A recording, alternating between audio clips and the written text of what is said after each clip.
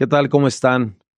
Estamos iniciando una serie informativa nueva a través de compartir nuestra experiencia en Grupo Asesores de Negocios, una empresa formada hace más de 27 años, dedicada a la parte fiscal, contable, financiera, administrativa, y hoy en particular muy enfocado al tema de lo que nos preocupa a muchos de los mexicanos, pues que es el tema, sin duda alguna, del control patrimonial, de la parte financiera, dentro de nuestro grupo, de nuestro brazo financiero, que sin duda alguna conlleva las áreas de riesgo en cuanto al tema del control de los flujos.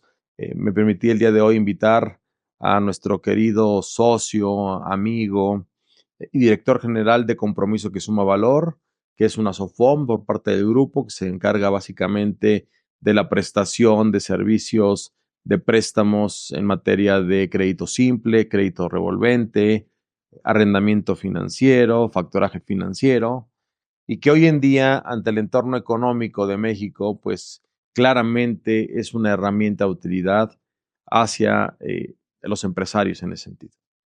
Claramente el día de hoy estamos ante una situación un poco de incertidumbre a nivel mundial, a nivel local, en cuanto a lo que va a ocurrir en este cierre de año, que se puede considerar incluso una tormenta perfecta. Los empresarios, por cuestiones internas y externas, han generado alguna incertidumbre en la parte de sus negocios y pues cuando no llegan al compromiso por el tema de los flujos de efectivo, o cuando se ven involucrados en obtener un tema de crecimiento, sin duda alguna voltean a ver a la parte del crédito, ¿no? Cómo es de que pueden tener acceso al crédito o cómo este componente del interés financiero puede generar una parte dentro de la determinación de las utilidades de los empresarios, pero pueden llegar a cabo ciertas operaciones o cierto crecimiento que les permita pues afianzarse en ese sentido. Bueno, empezaríamos sobre esa base para ver pues, el tema principal de lo que ha ocurrido en México, la tasa de interés interbancaria de equilibrio.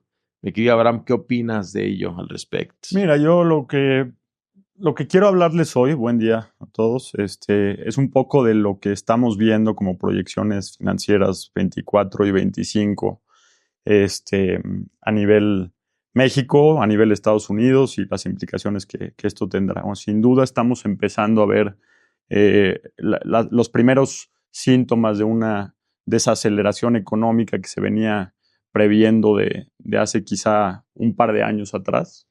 Vemos en Estados Unidos, aunque vemos que sigue un consumidor fuerte, un PIB que sigue creciendo a una tasa del 3%, pues ya salieron los primeros datos en el desempleo, por ejemplo, ya está en 4.3%, una tasa de ahorro que baja a un 2.9%, que es considerablemente bajo, una cartera vencida en cuanto a los créditos de consumo, en tarjetas de crédito, que se va deteriorando de alguna manera.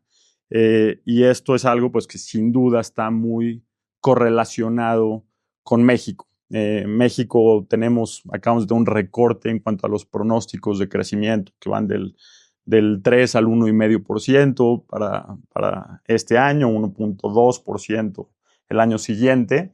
Y estamos viendo quizá te decía, una posible recesión que se veía venir de hace a lo mejor un par de años, que se puede ya prever para el 2025. Se habló mucho de este tema del soft landing, es lo que todos los economistas deseaban, ¿no? Se veía muy complicado por todo lo que vino desde la reacción del COVID, que fue, pues, de alguna manera endeudarse en Estados Unidos, sobre todo para poder facilitarle la vida a las personas, a los empresarios, soltar el flujo. Y en esta soltar el flujo, pues la inflación creció de manera muy importante, a niveles prácticamente históricos en historia moderna. Y luego, pues la reacción natural del librito para poder combatir esa inflación va con respecto a las propias tasas de interés. ¿Qué intentan con esta subida de tasas de interés? Pues es enfriar un poquito la economía y poder volver a reducir la inflación y llevarla a niveles normales. ¿Cómo? Pues bueno, básicamente, pues a las empresas a la hora de tomar crédito o al consumidor a la hora de tomar crédito, como lo hacen tradicionalmente, pues tiene que pagar una tasa de interés más alta y entonces tienes una gran mayoría a la que le cuesta mucho más trabajo poder lidiar con esta tasa de interés y un cierto sector en específico que es el ahorrador que se ve beneficiado de la propia tasa de interés. Te diría que en estos momentos es muy... Es difícil para la gente decir, oye, voy a invertir en un proyecto de riesgo cuando puedo obtener un beneficio financiero igual o mayor en ciertas inversiones de muy bajo riesgo y prácticamente sin trabajar. Entonces, eso es lo que ha sucedido. Yo me cuesta mucho, porque te digo, podemos hablar mucho de los datos duros de macro, de las proyecciones del Banco de México en cuanto a tasas de interés, inflación y demás. Yo creo que hoy lo que se viene de aquí al cierre 2025 es un periodo particularmente marcado por incertidumbre y turbulencia. ¿Por qué lo digo? Básicamente la reforma al Poder Judicial que se estará seguramente aprobando en las próximas 2 semanas y tristemente, hablando de una plática que queremos dar, una proyección económica, pues creo que nunca han estado más entrelazadas la parte política y económica en este sentido, porque todas estas proyecciones que podamos hacer en cuanto a tasa de interés, inflación, tipo de cambio, etcétera, no toman en cuenta un posible baja en el grado o pérdida del grado de inversión en México, en donde todos estos pronósticos prácticamente serían irrelevantes. O sea, en ese caso, que básicamente es un poco hemos visto en estos últimos días ciertas recomendaciones de bancos, gobiernos, calificadoras, es decir, oye, están corriendo un riesgo muy importante en esta toma del Poder Judicial, quitándole la autonomía prácticamente, quitando los requisitos para que jueces, magistrados y toda la gente que trabaja en el Poder Judicial pueda hacerlo, ahora a través del voto popular y con unos requisitos de participación mucho menores. ¿Qué le puede hacer peor a la economía que quitarle el Estado de Derecho y la certidumbre a los inversionistas? Pues no hay nada peor. Eso te puede llevar con un déficit fiscal 3 veces mayor que el que tomó este gobierno o este sexenio. Empezó, te digo, se ha multiplicado por 3 el déficit con respecto al Producto Interno Bruto. Hemos tenido un PIB per cápita igualmente que no crece, está totalmente estancado, digamos un 0.3% en lo que va del sexenio, aunque de repente hablen ahí, traten de maquillar un poquito los datos. Entonces, cuando juntas estas dos cosas con la incertidumbre del Poder Judicial, pues, ¿qué se puede dar? La tormenta perfecta. O sea, si nos llegan a quitar el grado de inversión, te digo, todos los indicadores que podamos hablar en este momento se desvanecen y nos cambian el juego por completo. Es en realidad el riesgo que estamos viendo como pronóstico. Estamos en una posición de cierre de año bastante incierta y coincido contigo en ese sentido, ¿no? El mes de septiembre tendrá el control total como mayoría calificada, tanto en la Cámara de Senadores como en la Cámara de Diputados, para que todas las propuestas marcadas por la parte del Ejecutivo pasen sin reserva y más allá de ello es la incertidumbre que genera en la parte empresarial sobre el Estado de Derecho en México y las decisiones que se tomarán sobre estas reformas o cambio que se llevan, ¿no? Importante saber cómo puede ser que el empresario mexicano o como los mexicanos podemos hacer atractivo al país pues, cuando se dan estas coincidencias, ¿no? En donde hay una reforma judicial, en donde hayan modificaciones a las leyes estructurales, en donde hoy nuestra tasa de interés interbancaria es un atractivo para la inversión extranjera, en donde sin duda alguna a través del nearshoring, México por su capacidad, por su fuerza laboral, sin duda alguna ha sido puesta para efectos de generar más maquila para efectos de los procesos y que todas esas cuestiones que pudieran sumar para un crecimiento económico, pues se ven afectadas claramente por el tema de lo que puede ser el grado de inversión en México sobre esto que puede llegar a ocurrir. Y en ese sentido, hablando del tema, sobre todo en la parte de la empresa que diriges de la SOFOM, ¿Cómo ves el sector de las SOFOMES en México? Muchas de ellas estructuradas a través de capital sobre los propios inversionistas que a través de procedimientos seguros y genuinos invierten en las SOFOMES a través de modelos de contratos de préstamo, de generación de obligaciones, para efectos de mantener la parte del capital en cuanto al riesgo financiero de ellos con estos cambios que se prevén. ¿Cuál es tu visión en ese sentido? Mira, si tú me preguntas consejos para empresarios o pymes, quien es a quien mayormente atendemos nosotros dentro del grupo, yo creo que de mis principales consejos en este momento sería pues mayor liquidez. Digo, entiendo que hay muchas empresas que no tienen esta, o personas que no tienen esta facilidad, pero creo que el margen de maniobra en tiempos de tanta incertidumbre y tanta turbulencia, creo que te lo da pues tener una mayor facilidad en cuanto al movimiento de las finanzas. Y en ese sentido, creo que para efectos pues, del contrato de préstamo e inversión, porque en realidad las SOFOMES como tal no tenemos permitido captar del público en general, pero todo este ecosistema pues, de Friends and Family que hemos logrado generar, te digo, yo considero que lo que necesitamos en tiempos tan complejos en la toma de decisiones es una mayor versatilidad, flexibilidad, tiempo de respuesta, y creo que el tipo de inversión líquida de alguna manera que nosotros podemos ofrecer dentro del entorno de la SOFOM te da un poco estas facilidades, además de poder aprovechar estos tiempos, como mencionaba antes, de las altas tasas de interés que tenemos en este momento. Creo que es un gran beneficio. Y regresando un poco a lo que tú mencionabas, por ejemplo, en términos del nearshoring, del aprovechamiento del nearshoring, o no todo lo que está pasando en cuanto a la inversión extranjera directa, porque hay muchas cosas que no se ven, se habla demasiado del tema del nearshoring. La realidad de las cosas es, por ejemplo, en el tema del tipo de cambio. Encuentras que el 80% de las operaciones peso-dólar son especulativas. El resto están manejadas porque también se dice mucho, sí, las remesas, sí, la inversión extranjera directa, sí, las exportaciones, sí, estructuralmente sí tienen algo que ver en este sentido, pero el peso se ha vuelto una moneda tan líquida para poder tradear de alguna manera y tener este tipo de operaciones que el 80% son especulativas. Entonces, cuando vas agregando estos factores de riesgo en la operación, pueden hacer un tema pues de fuga de capitales muy importante. Y hay ciertos datos también muy puntuales que llaman mucho la atención. Por ejemplo, en términos de la inversión extranjera directa. Básicamente todo lo que escuchas de números tiene que ver con reinversión de utilidades. Te encuentras que el 70%, que del 2023 primer semestre al 2024, disminuyó el 70% la inversión extranjera directa nueva.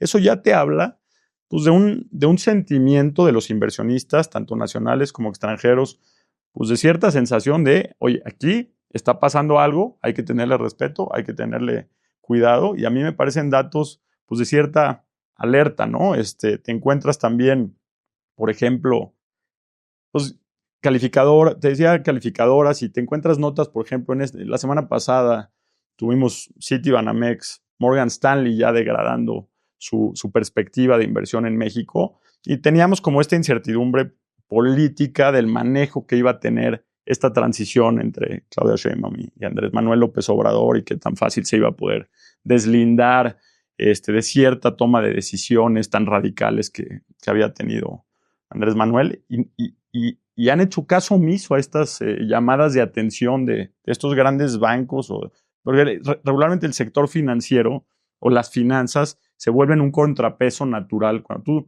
tú terminas quizá de desarticular ciertos órganos autónomos o ciertas estructuras que hay per se a nivel de la autoridad, pues el sector financiero te las carga solito, se vuelve naturalmente un contrapeso. No parece, tenemos 20% de depreciación del peso desde que hubo el cambio de poder y salió la mayoría calificada. Estos son datos pues alarmantes, sí, sin duda.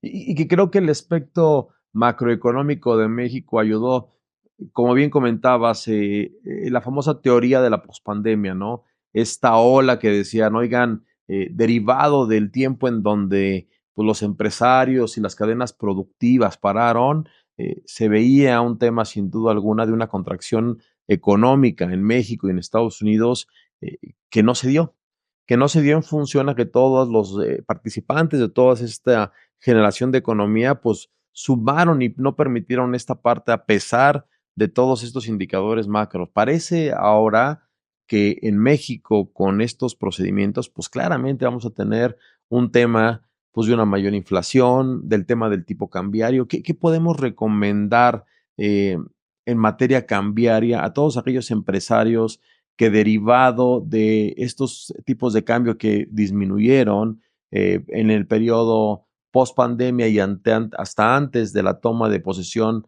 de la doctora, para efectos de, o sea, muchas de ellas se sobreinventariaron a través de la disminución en el tipo de cambio, decidieron importar mayores productos del extranjero, aquellas que tienen en su proceso productivo ello. ¿Qué les recomiendas de cara pues a estas nuevas perspectivas del tipo cambiario, hablando, por ejemplo, de alguna solución adicional que les permitiera tener cierta razonabilidad del control de sus beneficios? Ahí esto hay que verlo desde quizá distintos puntos de vista. O sea, si hablamos a un nivel inversión, por ejemplo, yo hoy recomendaría a todas las personas, empresas, empresarios, tener una diversificación en todo sentido, diversificación de monedas, de portafolios, de tipos de inversión, de activos, para poder sobrellevar este tema. En cuanto a instrumentos, pues habrá que ver, cada empresa es distinta, te encuentras con que pues, superpeso con el que estuvimos beneficiados durante un periodo de tiempo, pues no a todos les beneficia, ¿no? Te encuentras un sector exportador que se vio muy castigado por el tema del superpeso y un sector importador, pues que fue ultra beneficiado con este peso fuerte. Y ahora, por el contrario, te encuentras un sector exportador que se está viendo beneficiado. Y ahora hay que tener respeto en ese sentido. Otra vez tenemos este tema, pues supuestamente de la pausa en la relación con la embajada, no bien con el gobierno, pero el 84% de nuestras exportaciones hoy se hacen a Estados Unidos. Entonces, creo que hay dos principales temas que tenemos que tener en cuenta en lo que se viene 24 y 25 con estas medidas que estamos teniendo y otra vez teniendo que entrar en temas políticos, pero yo creo que tenemos por un lado pues, el tema de la calificación, de no perder el grado de inversión, y por el otro lado pues, tenemos la revisión del TEMEC en el 2026 y hay ciertas violaciones que estamos viendo en ese sentido a ciertos artículos ya del propio Tratado de Libre Comercio, además de estar en un periodo electoral en Estados Unidos que están muy acostumbrados a tenernos ahí de punching bag.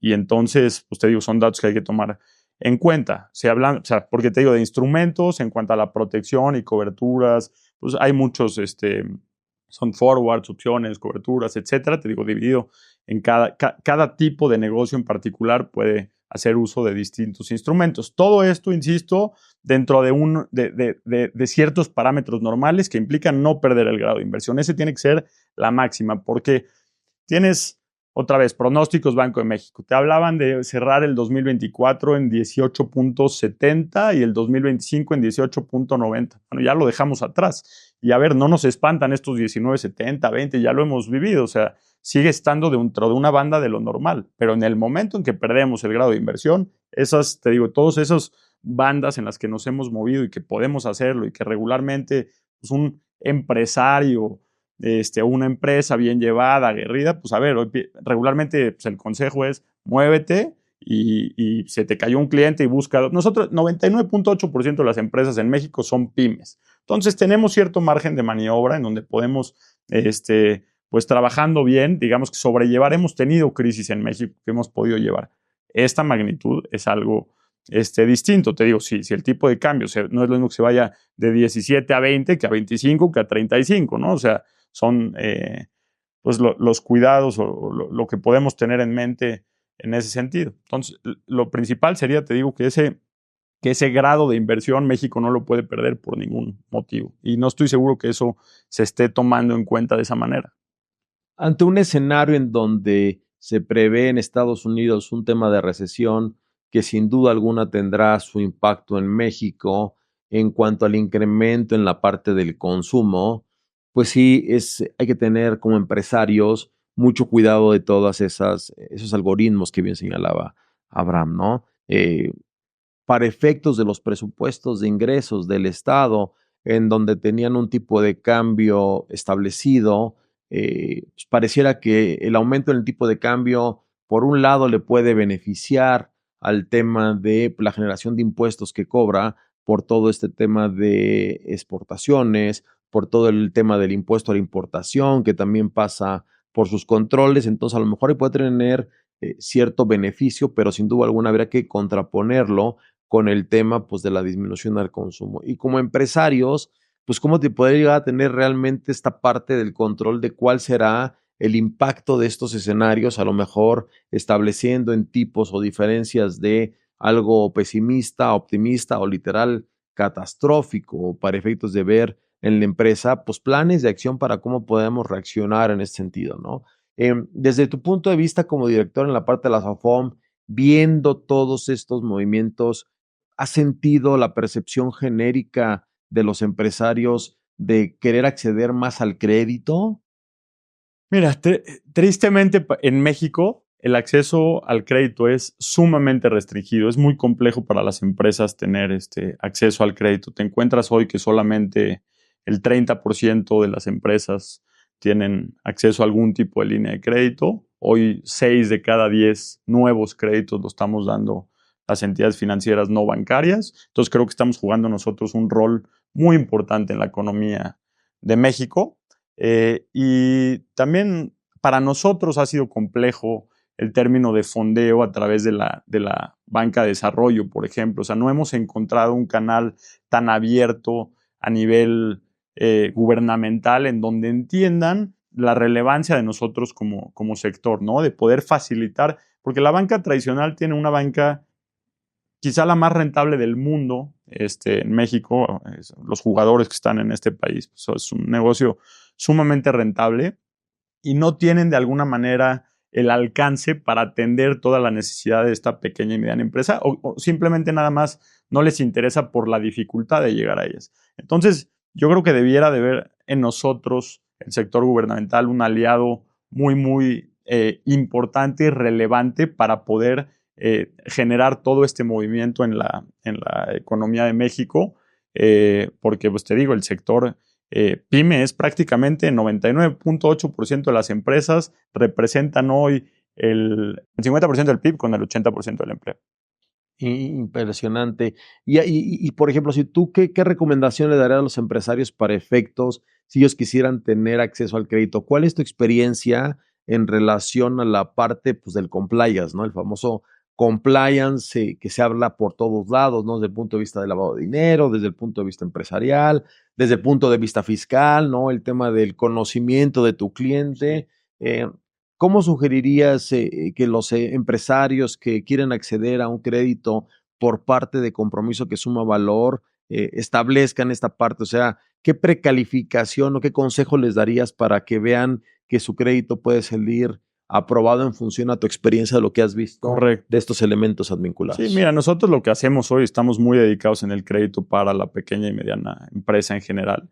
Y nosotros, pues básicamente buscamos poder tener visibilidad de que sea un crédito pues que se va a poder cobrar tal cual, que tengamos una fuente de repago clara, en donde pues idealmente que puedan generar utilidades, rendimientos, que tengan cuidado pues con sus flujos de efectivo. La verdad es que nosotros hoy en día estamos pidiendo que estén alineados regularmente a garantías inmobiliarias, pero regresando un poco al punto anterior, pues lo más importante para nosotros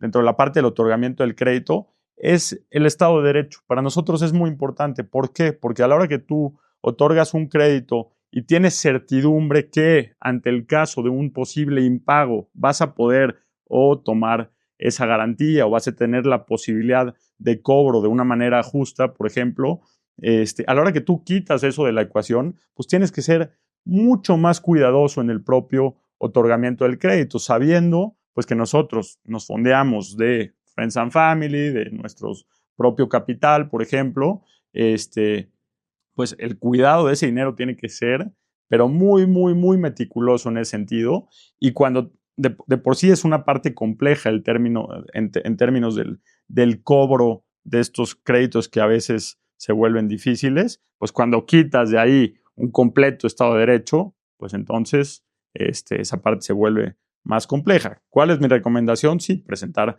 buenos números, y la verdad es que hoy en día es muy importante el tema de poder anclar una garantía en ese sentido. Y qué complicado, porque yo recuerdo en alguna comida de negocios con empresarios también del sector, como siempre decían, oye, a ver, aunque tú tengas todo el cuidado y la diligencia profesional para efectos de establecer las garantías del otorgamiento en créditos, México es un país que las leyes están estructuradas para que el empresario o aquel acreditado que no te quiera pagar, pues no te pague. Y la pregunta sería, y con esta reforma judicial en donde se ve pues, realmente un riesgo para el Estado de Derecho, ¿qué le espera a la parte del empresariado? Sobre todo desde el punto de vista de la parte de la calificación, ¿no? Consideramos que el tema, así como claramente el tema de las elecciones nos ha determinado un tema en donde los empresarios deben de voltear a hacer realmente una economía más centralizada en donde la distribución de la riqueza sea mejor y que se priorice la ayuda a los que menos tienen, pues tal pareciera que con estas reformas a la parte del Poder Judicial, pues se contrapone este tema. ¿Por qué? Porque ahora pareciera que los empresarios que deciden invertir o que deciden generar opciones de financiamiento, pues ante la cualificación del Poder Judicial o de un juez en donde por un lado va a estar la persona con una capacidad económica diferente y con características diferentes al empresario, pues también se puede pues eso, poner como que desde un punto de vista demasiado extremo, ¿no? Polarizar el tema y con este discurso de polarización, pues que vayan reformas que modifiquen, pues el tema del Estado de Derecho para aquellos empresarios que invierten en México, que ponen su dinero en riesgo para el crecimiento económico en ese sentido. Tu perspectiva de cierre para Compromiso que Suma Valor para 2024, Abraham. Mira, yo creo que nosotros hemos hecho un muy buen trabajo en el sentido de la revisión de los prospectos, de los nuevos clientes, créditos otorgados. Hemos hecho pues también un muy buen trabajo en cuanto a nivel grupo, donde nos hemos convertido en una solución integral para muchos de ellos. Entonces tenemos la ventaja pues, de conocer de mucho tiempo atrás a muchos de nuestros clientes.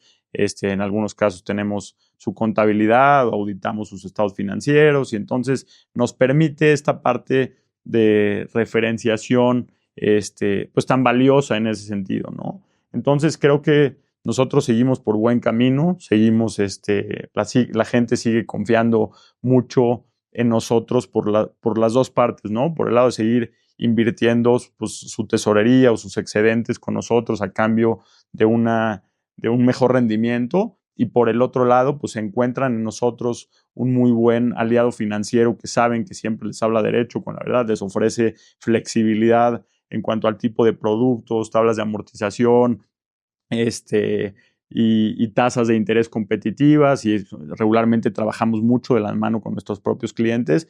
Entonces, pues yo estoy muy confiado en que podamos nosotros seguir creciendo, llevar esta parte muy, muy bien.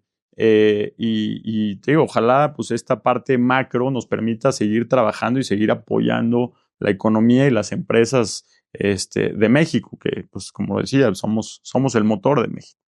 Siempre en los cambios vienen oportunidades y esperemos que este cierre de año sea una oportunidad para todos nuestros amigos empresarios y para toda la comunidad que forma Grupo Asesores en Negocios. Abraham, no me queda más que agradecerte tu tiempo, tus comentarios valiosos como siempre. Gracias. Abraham Cohen, director de Compromiso que Suma Valor. Gracias a todos por escucharnos y gracias, Eduardo, por la invitación a este podcast.